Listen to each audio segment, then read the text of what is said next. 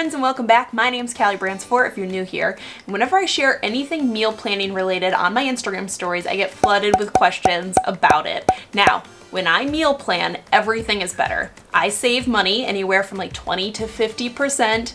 It makes the dinner time hustle a lot easier and it helped me avoid the dreaded question of what's for dinner? So today I'm gonna bring you along with me as I meal plan for a week, so to share with you the process of how I do it, how it saves me money, and how you can do it too.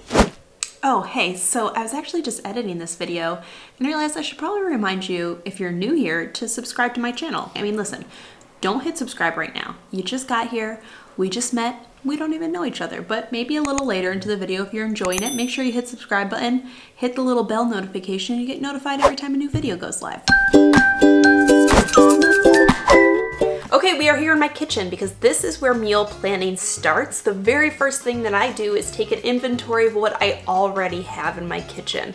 Skipping this step is hands down #1 biggest mistake that you can make in meal planning. It is really important for 3 reasons. First, if you're really good about stocking up on things when they are on sale or when they are bulk, it's going to save you a ton of money. But if you're really bad about remembering that you have those like extra bulk cans in the back of your pantry and you never use them up, it's wasted food and it's wasted money. So I always start my meal planning by doing a kitchen inventory. Second, when you have your kitchen inventory, you can use things already in your kitchen to plan for this week's meals, which is going to cost you $0 at the grocery store. And $0 is my favorite cost. And the third reason, which is my biggest pet peeve, is going to the grocery store and buying something full price because you think that you need it only to get home and realize you already had it. So this is going to help you prevent that. So what I do is just write down everything that I could use for this week's meal. And in the description box, I have a link to some free printables that you can download that I created that include my kitchen inventory checklist, the meal planning printout that I use. Okay, so once I have a list of what's already in my kitchen, it's time to sit down and start to plan my meals. And I start by planning meals around what was already in my kitchen. So for example, I had ground turkey in my freezer that I bought when it was on sale. So I could make chili or tacos, but I see that I also have diced tomatoes and beans already in my pantry, so chili is the much more obvious choice. So it's really just about looking at the products that you already have and seeing what you can use to create meals. Now it is time to fill in the blanks, and for this I usually go to my store's flyer. A little note about the store flyers from your grocery stores: the front page and the back page are going to have the best deals. The inside stuff is a lot of fluff, so if you're in a pinch for time, focus on the front and the back of your flyer. So I look at the store's flyer, I see what deals there are this week, and I see if I can start to fill in any of the blanks and come up with additional meals, either using things that are on sale and or using things that already were in my kitchen. Another important note about meal planning that helps save me a lot of money and prevents a ton of food waste, which is aka just food going into your trash can, is making sure you're using what I call ingredient sharing. So this is if you're buying ingredient for one meal and you're not going to use all of it up, making sure that you have another meal that week that you can use it for, or a way you can store it and save it for later. So an example of this is I'm making Greek chicken one night, and so I'm gonna have to buy a thing of chicken breasts. I'm not gonna use up all of the chicken for Greek chicken, so I'm also going to make some chicken Cobb salads. Now that's going to involve bacon, which I'm not gonna use an entire package of bacon for chicken Cobb salad, so I'm also going to do BLTs one night this week. So it's all about kind of using ingredients from one meal to think about the other meals too. This ensures that you're using up everything you bought and you're making the most of what you spent your money on, and helps avoid food going bad and ending up in your trash can. Okay, so I have my meals written down, I have my list, I know exactly what I'm buying. It is time to go to the grocery store and go shopping, so let's go.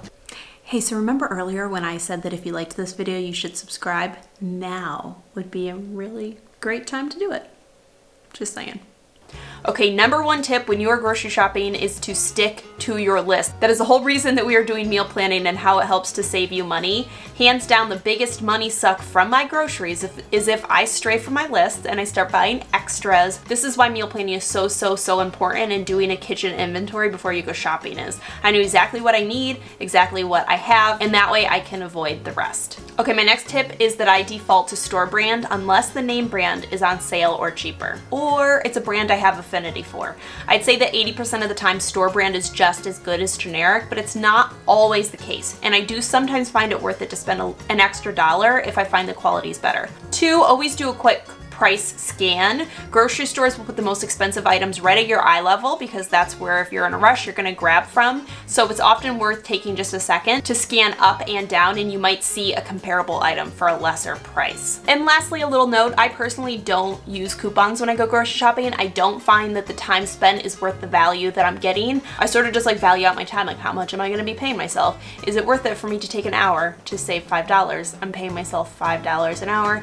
Not worth it. I find it much more effective to just look at my local store's flyer, see what they have on sale this week, and then use other like saving methods like the ones that I'm sharing in this video.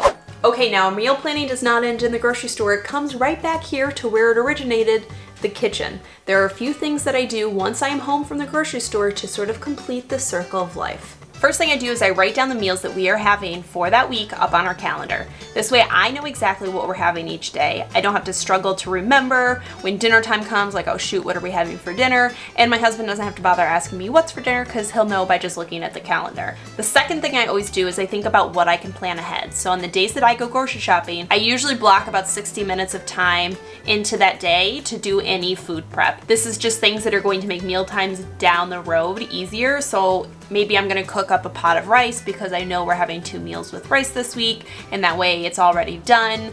I might prep a crock pot meal or like pre-make a sauce or marinate some chicken. I just take a little bit of time to do any meal prep that I can do. Since I already know like what we're eating and what's coming up and what days we're eating it, I can sort of prep a few things ahead, and that's just going to make dinner time a lot easier for me. The really beautiful thing about meal prepping is that there's just no guessing. There's no wondering.